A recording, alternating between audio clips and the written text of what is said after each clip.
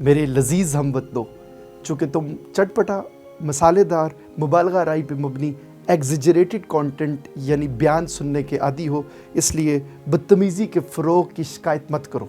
ابھی تم سوئے رہو، چونکہ ابھی نہ تو تمہارے گھر سے لاہور کا پاوا نکلا ہے، نہ ہی تمہیں ابھی سلیموں نے اپنا گیت سنایا ہے۔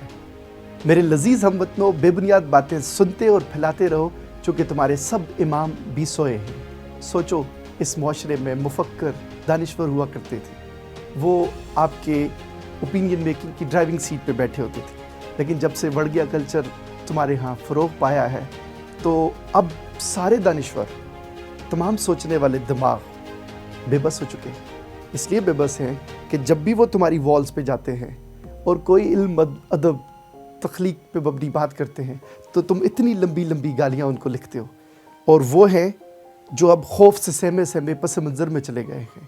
میرے لذیذ ہم وطنوں، اپنی نسلوں اور فصلوں کے بگڑنے کی شکایت مت کرو، سوئے رہو۔ تمہارے بزرگوں نے تمہیں بتایا تھا کہ جب بھی کسی قوم کو ختم کیا جاتا ہے تو سب سے پہلے اس کے ذوق کو، اس کے علم کو سرسری بنایا جاتا ہے۔ سوئے رہو اور سماج کو ذہن سازوں کا گٹر بننے دو، پروپیگنڈا کو اپنے ذہنوں میں الٹنے دو۔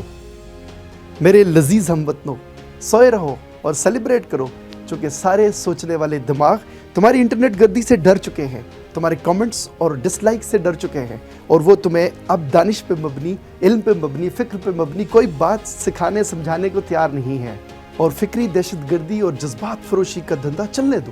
میرے لذیذ ہم وطنوں، کان خوش کرنے کے اس سفر میں وہ روایات بھی کھو دو، کوئی بات کھو دو جو صدیوں کی ذہانت کا نچوڑ تھی۔ عقل، شعور اور فکر سے بھرے ہمارے بزرگوں نے ہمیں بتایا تھا کہ نیک نامی کی ایک بوند سستی شہرت کے سمندر سے بڑی ہے، لیکن ہمیں اس بات کی کوئی پرواہ نہیں، اس لیے کہ ہم کان خوش کر رہے ہیں، اور کان خوش کرنے کے اس سفر میں ہم تو طالب شہرت ہیں، ہمیں ننگ سے کیا کام، بدنام اگر ہوں گے تو کیا نام نہ ہوگا۔ میرے لذیذ ہم وطنوں، یہ مینوپولیٹو ٹیکنیک کے ذریعے بننے والی خبروں اور فکری دہشت گردی کے سامنے سینہ تان کر کھڑے ہونے کا وقت نہیں ہے۔ سوئے رہو، سوئے رہو۔